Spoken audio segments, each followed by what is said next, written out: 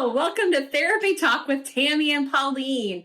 We are two licensed mental health therapists, if you can believe it, in two locations bringing you videos on mental health. So if you have not checked this out, you are in for a treat. Pauline, what do we have in today's episode? Today's episode, well, let's do a recap. So we've gone 5 weeks. We have done this for 5 weeks. We also only count in fives. So today we're going to do a recap. However, we're going to talk about steps in which you need to take to find a therapist. And so session 1, we talked about what therapy is, therapy 101. And then we talked about signs. And then we talked about top 5 mental health problems twice. 10.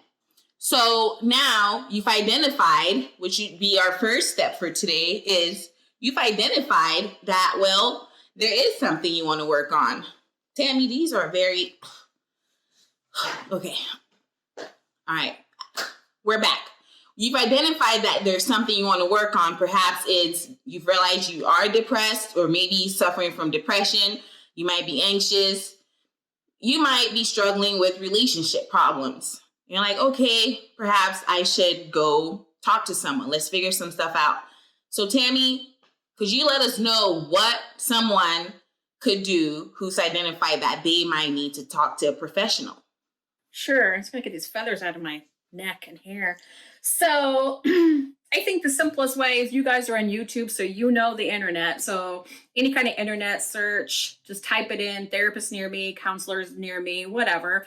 I think that's like the biggest thing or the biggest way you can find a therapist. Psychology Today, we've mentioned that a few different times, but therapists go on there, they put their profile, their specialties, their education, their cute little profile pictures. So Psychology Today, definitely check that out if you're looking for a therapist. It's a great way to find one. If anybody uses a phone book, use a phone book. Look for therapy ads in the phone book, right? Social media is another good way to find a therapist. Word of mouth. So, which also goes into like direct referrals. Can I just say a little something? I just really love referrals from people that I know who like, you are a really good therapist, so I referred you to my great aunt, uncle's cousin by a second marriage. And I just love those, but also like professional referrals are great. I think those are all really good ways to find a therapist. Yeah. Well, what about if you have insurance? Is that like a way in which people can find a therapist? Ooh. Good one. So if you have insurance, most of you get this little card. On the back of the card, usually, is a phone number. So call that phone number and see if you have mental health coverage or behavioral health coverage. That's going to be used loosely depending on the geographic location you're at or the agency that you end up going to.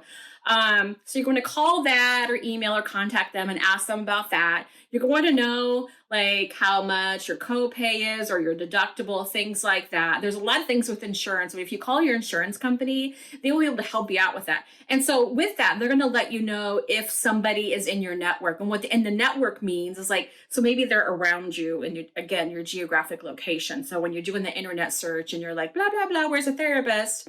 You're going to find out if that therapist is in your network, kind of like in your neighborhood. Mr. Rogers. Yes. So, but if you don't have insurance, you're going to talk about like private pay. So what private pay is like you are going to pay out of your pocket virtually. So some places might have a sliding fee, but you're going to want to call the person or the agency that you end up going with to find out what that is. Because again, that's, I don't know, that a geographic location and agencies and private practice people are going to choose what their private pay or their sliding fee is. So, or maybe you don't even want to use your insurance. Maybe you have insurance, but you don't want to bill through it. So you just want to do private pay or sliding fee. So those are like the things on insurance. What am I missing? I think one thing for me that comes up is EAP, which is Employee Assistance Program, which is a benefit program that's provided for you with your insurance from your employer. And so go to your HR and ask them like, hey, what do I have an EAP And they can tell you if you do. And so EAP is basically a limited amount of sessions that is offered to you by a counselor or therapist. And they can work with you for, again, a limited amount of time.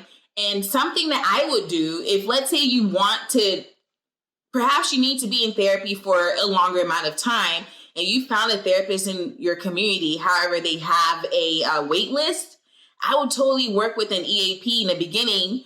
And then once those sessions are up, perhaps your therapist of choice will be available for you. Oh, that's a genius thing. I love that. Very good. Very good. Yeah. And so, Tammy, what else do we have? So I was thinking, how do we actually find a therapist? There's several different aspects that you can find a therapist. Nonprofit. So we're looking at maybe some wraparound services. Maybe they have a medical provider, a med provider, but they also might have a medical provider.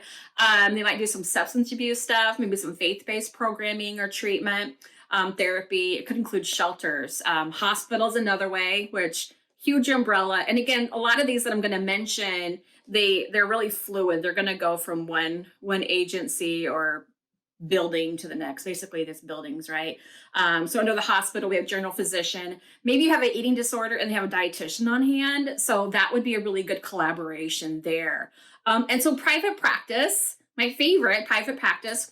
So private practice. Okay, I said that way too fast. So we're talking about self-employed therapists. So they kind of run their own show, which means that they have a lot of flexibility in their scheduling. So if you're someone who has a really crazy schedule, maybe you're running the kids to soccer, or you have voice lessons or dance lessons or whatever, you can go see a private therapist and private practice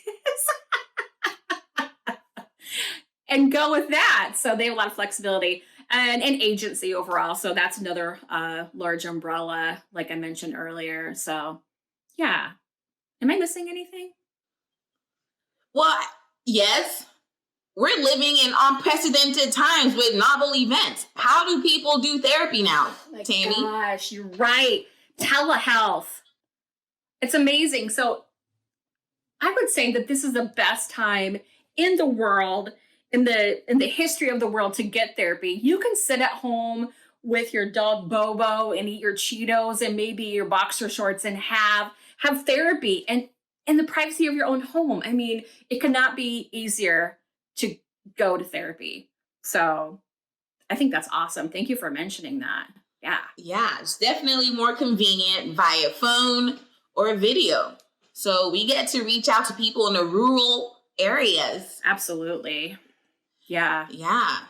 Good stuff. So before I move on to our next topic, you've watched our video this far, therefore you must like it. So go ahead, hit that button, subscribe if you haven't, and thank you for making it this far. So one final thing I want to talk about is consultation. And so consultation, when it comes to therapy, is really a place where you can basically interview your therapist before you choose to work with them. And it could be anywhere from 15 to 30 minutes long. It's off the record. Here is where you get to ask questions about perhaps modalities your therapist is using to treat their clients, maybe session fees, like Tammy talked about, co-pays and deductibles and things like that, maybe private pay, sliding scale fee. And something else to also ask them is maybe to have cancellation policy. Your therapist is also like your medical doctor in some ways, that when you miss your appointments or you have a late cancellation, you're going to get charged for it. So you need to talk about it with them so that you're ahead, you're ahead of the game, you're prepared, no surprises. And so another thing to also know is that in consultation, your therapist can also decide if they want to work with you or not. So that's something else to consider. And something that we want to talk about maybe next time in the future would be what things could look like for you once you've chosen a therapist and you want to know what it could look like for you in your first session, which would be your assessment or your intake appointment. So we'll definitely do a video on that in the future. But for the meantime, leave us comments, hit like, because I like you too. and share our video. And we definitely appreciate y'all hanging out with us today. So until next time, be kind to yourself and Bye.